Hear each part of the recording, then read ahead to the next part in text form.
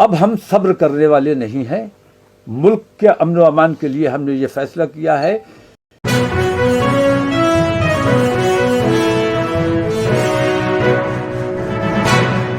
मौलाना तौकीर रजा ने कहा, मुसलमानों के खून के प्यासों आ जाओ, हम 20 करोड़ मुसलमान देश के लिए कुर्बान होने को तैयार है।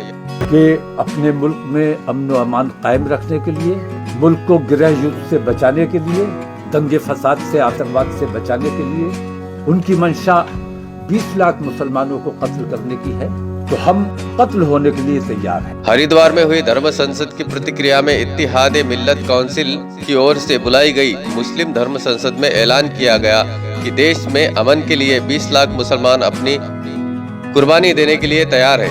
पहली बार 7 जनवरी को जुमे की नमाज के बाद 20,000 मुसलमान कुर्बानी देने के लिए इकट्ठा होकर सरेंडर करेंगे। जिसकी प्याज खून से बुझती हो वह बुझा लो। इस बात का ऐलान पार्टी के प्रमुख मौलाना तौकीर रजा खान ने किया है। उन्होंने कहा है कि खुलेआम मुसलमानों को कत्ल करने की बात कही जा रही है। अगर ऐसे लोगों की प्यास मुसलमानों के खून से बुझती है तो हम तैयार हैं। उन्होंने कहा कि 20 लाख मुसलमानों का कत्लेआम आसानी से नहीं हो सकता। आत्मरक्षा के लिए मुसलमान खड़े होंगे तो देश में गृह युद्धों के हालात बन जाएंगे। आसानी नहीं हो सकता। वे नहीं चाहते कि देश का माहौल खराब हो, इसलिए 7 जनवरी को इस्लामिया ग्राउंड पर जुमे की नमाज के बाद 20,000 मुसलमान खुद अपनी कुर्बानी देने के लिए हाजिर होंगे।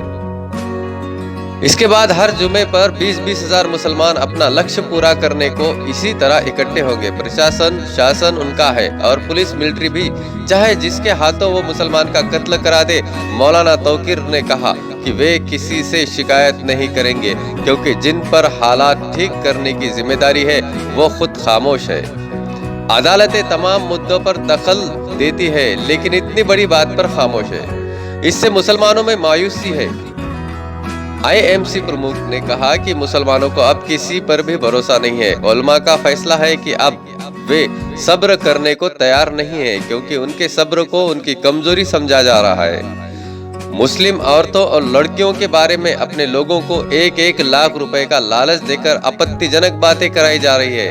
कुरान अल करीम की बेहुरमती होती है, पैगंबर के खिलाफ गुस्ताखी की जाती है। ये सब लगातार चल रहा है।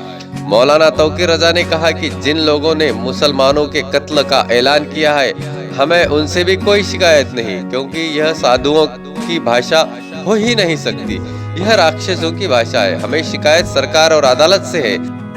जो कुछ हो रहा है इससे मुल्क की विदेशों में भी बहुत बदनामी हो रही है। मुसलमान इसलिए भी कुर्बानी देना चाहते हैं ताकि मुसलमानों की वजह से मुल्क बदनाम न हो। प्रेस कॉन्फ्रेंस में पार्टी प्रवक्ता डॉक्टर नफीस खान और मुनीर इदरीसी भी मौजूद थे। आप देख रहे हैं SD24।